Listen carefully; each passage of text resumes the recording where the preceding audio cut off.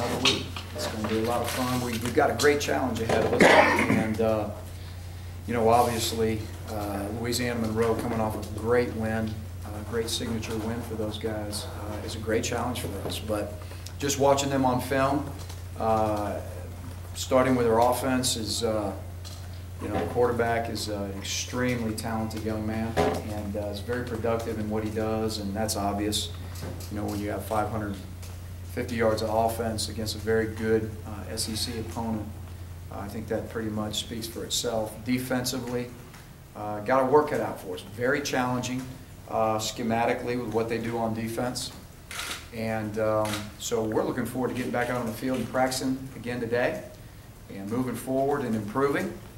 And our players feel that way, our coaches feel that way, so we're ready to get started again.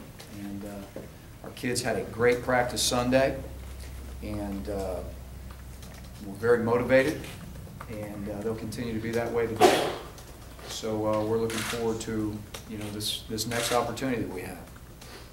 Coach, were you surprised in any film that you've seen and how much they were able to affect Tyler Wilson, and defensively, how you got an offensive line, how much are they going to have to be on? Well, you know, as I said earlier, schematically, it's very challenging. And I mean, Arkansas is a very well-coached team, and always has been, and you know, very talented as well. And they were able to get to Tyler several times, as we know. Early in the game, he threw an early interception. It's a challenge. There's no doubt. Schematically, it's not something that you see every day. If you want to just give it some relevancy, I would say that their defense is kind of like dealing with a you know, an option offense, you know, that you don't see every day, veer option offense. But just on the defensive side of the ball, very schematically complicated. That's, I think, part of the problem that Arkansas, you know, faced last Saturday night. So it's going to take a lot of work, and they're all over the place. They do a great job scheming. I think the last 2 or 3 years they've been tops in their league in rush defense, so it's hard to run the football. And then they get after you on the pass, you know, and really dialing in on your pass protection and getting to your quarterback. So we've got our work cut out for us in terms of that. But again, I think that's, you know, that's what we're talking about. This is going to be a great challenge. This was not a fluke. I mean, this is a good football team, and you know, they were down at one point in the game, 21 points, and came storming back and able to, you know, able to take it to overtime. And 2 other times they left the ball in the red zone, once right before the half where they didn't score. And so they had their opportunities even before it got to overtime, is the reality of the game. So again, it's going to be a very, very, very good challenge for us. And I think our guys are going to be ready for it, and we'll be up for it and ready to go. Talk about what Colton Browning brings. I mean, you guys played him 2 years ago here.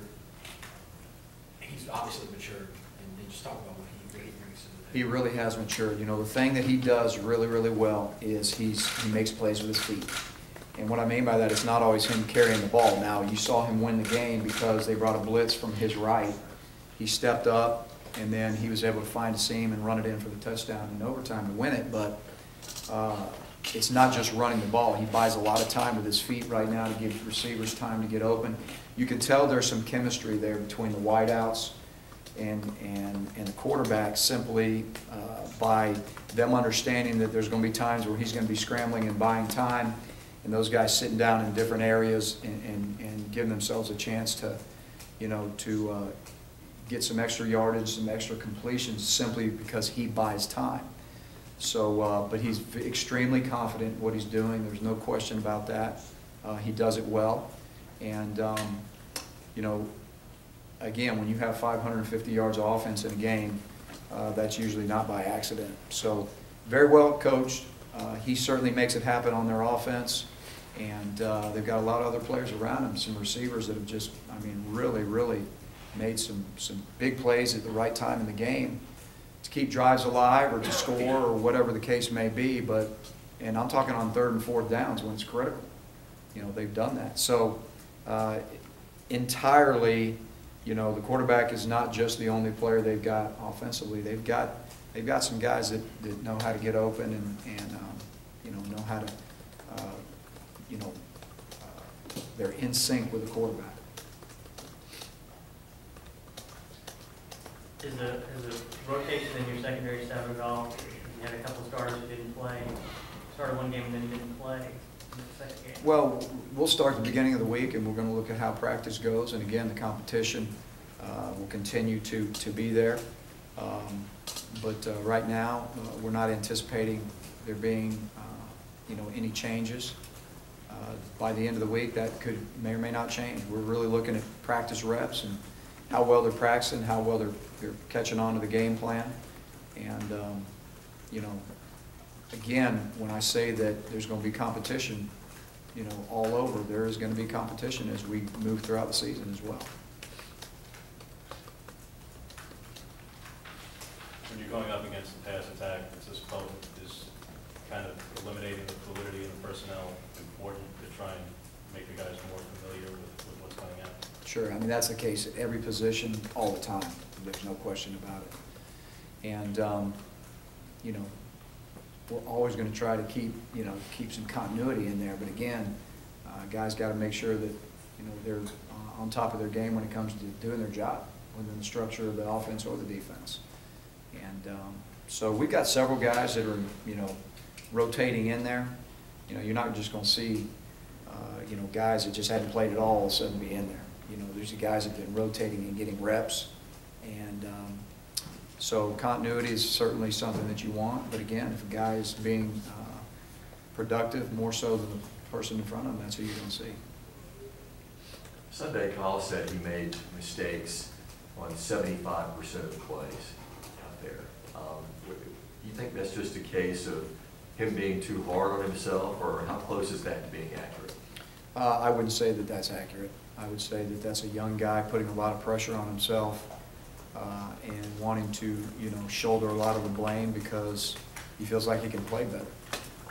I can assure you there's a lot of guys out there that made a lot of mistakes, and it wasn't just Kyle Frazier. As I've said to our team, and I'll say to anybody, it's a team game. And, you know, obviously Kyle is one of many that want and need to play better, but we need to coach better. And everybody, it's a team game. So it's not about one guy, but 75% of what he did, that's not necessarily accurate. That's a young man really trying to shoulder the blame. And as I've said right now, it never goes down to one guy. When people looked at this schedule at the beginning of the year, they probably looked at it as, well, that's an easy win. Sunday, Jeffrey Whitaker said, this is a must-win game. How would you characterize this game in terms of sense of urgency? Oh, I think there's definitely a sense of urgency, but every game is a must-win game for us. And certainly, you know, us being 0-2 right now, the level of urgency, as I've said for the week, is definitely high, but it's, you know, it's high all the time. But they understand right now that this is not a game that, you know, we're going to walk in and it's, you know, it's going to be a blowout of any sort.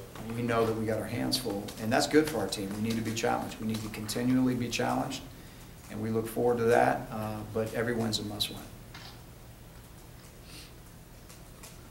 Christian Western got a lot of chance to kind of jump in there, the offensive line later in that one. Do you see any changes as far as the offensive line goes in the week, or is that kind of that competition thing too? Well, I think that, you know, Christian's worked extremely hard to get an opportunity to play. And we felt like, you know, he's made a lot of progress and he's getting closer.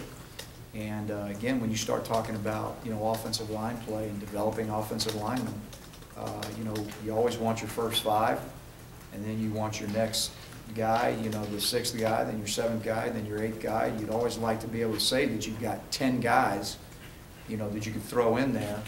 That's not always necessarily the case, but we're certainly working in that direction, and this would be an example of that.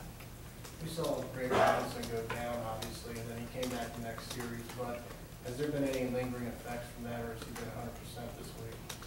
I'm not saying he's 100%, but, you know, I think that, you know, he's a tough kid, and he wants to play, so, you know, he's fine. I mean, there's nothing that's going to keep him out of the game, but I'm not going to say he's 100%. You know, he's playing beat up, a little banged up. Now that you've seen Mike Blakely and Trey Mason both kind of shoulder the load, how do you see those carries getting divvied up, I guess, during on Saturday? You know, we'll work through it during the week, but we feel like both of them are very capable of doing the job. And, you know, you know, sometimes you give it to a running back because he gets in a groove and he's really playing well, and that's kind of the first case, you know, the first week with Trey. He got in the groove, he's carrying the ball well. You know, and then, you know, sometimes you know, you go into the game with, you know, having opportunities that you know equally could unfold with 50-50. Will that always be the case? Not necessarily. So a lot of it is we've got confidence in both guys, but as the games go on and how it unfolds, running backs getting into a groove, so to speak, you know, that can change the way you distribute the ball. Pretty pleased with special teams, just making a lot of plays on Saturday and giving you a lot of chances in that. I am. You know, I am. I feel like you know, that's been pretty much a staple for us that we've been able to count on. And you know, so far this year it really hasn't changed. I think that, you know, when we've needed to try to flip field position with our, you know, kicking teams, we've done it. I feel like, you know, our return teams, you know, we haven't had a whole lot of opportunities in our punt return game, but obviously our kickoff return game, I think that's, you know, the 5th touchdown we've returned here over the last few years, you know, on our kickoff return game. So, you know, I think that they're productive. They can certainly improve. You know, there's been some other returns that, you know, have been 20, 25-yard returns. But overall, special teams is something that I really feel that we can hang our hat on and that we feel good about. So they got to improve. We know that. But up to this point in time, I feel good about where we're at with our special teams. In the punt return game, has it been a case of opposing punters kind of not giving Quan really a chance to return it? Well, I think it's a mixture of things. I think that's part of it. I think that, you know, the nature of the two punt teams that we just played, you know, they're spread punt like we are. If you notice on our punt team, we don't really have we don't give a lot of opportunities to people to return punts simply because of the coverage element, how fast our coverage units are, and the placement of the ball. And those are the two key, you know, those are the two determining factors when you're talking about covering punts. So Quan really hasn't had a chance to do much other than fair catch most of the time. I think, again, that's kind of the nature of the punt schemes that we're seeing. So, you know, he'll get his chance, but there just hadn't been many up to this point. And you've been around players long enough. How important is it for a team like this, a young team that's struggling, to have a little bit of success? How far will that go if they get, you know, some breaks and they make some plays? Can that carry them through? Oh, I think so. I mean, I think that, you know, everybody, you know, you and I and everybody, you know, everybody in your lifetime, you know, everybody wants to experience some success. So it's no different in football. You know, we've got a team right now. We've struggled. That's no secret. And, you know, but we got to make our own success. You know, we can't wait on a break or lucky or whatever. We've got to create, you know, our own success. So, again, that's why we practice every day. So that's why we're going back out there today, and we're fired up about another opportunity to get out there and do that. Heavy percentage of the tackles, when you look at the stats, are ending up in the secondary with the safeties. What is Coach Van Gorder doing, the team doing to keep things in the front seven? Well, again, I think you have to understand that some of those are designed safeties when you drop them down in the box, that, you know, those many times are unblocked guys that are down there to make the plays. You know, it's not necessarily always a good thing that safeties are your leading tacklers on the team, without question. But it's not the tell-all that a safety is your leading tackler, meaning that if you're playing a lot of 8-man front and things of that nature, those guys, again, are designed to do that. We're just working on getting better on defense, period. You know, period. And we had some improvements Saturday in some areas. You know, 3rd down, I think, improved. You know, so our defense is no different than our whole team. You know, we've got areas that significantly need to improve, and you know, we've identified those areas, starting with, you know, stopping the run. And but again, if you look at the play action game Saturday, you know, we had opportunities to get our hands on footballs and make interceptions. We didn't do it. On play action right now with a tight end down the middle of the field, those are the things that we got to improve on. And it's, you know, it's no different than the rest of our team. You talk about the importance of experiencing some success. How much has 0-2 kind of worn on your players? Can you sense any difference in their morale or anything at all 2 weeks ago?